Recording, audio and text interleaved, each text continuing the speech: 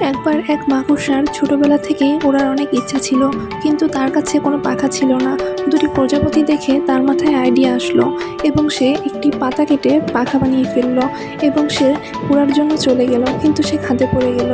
সে অনেক ব্যথা পেল এবং তার কাটা পাখা দেখে সে অনেক কষ্ট পেল। তখন তার কাছে একটি কালো রঙের প্রজাপতি আসলো।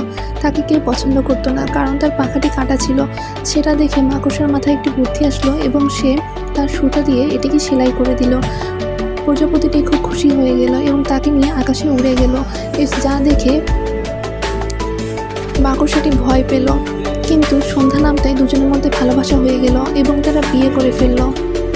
কিন্তু একসময় তারা বৃদ্ধ হয়ে গেল।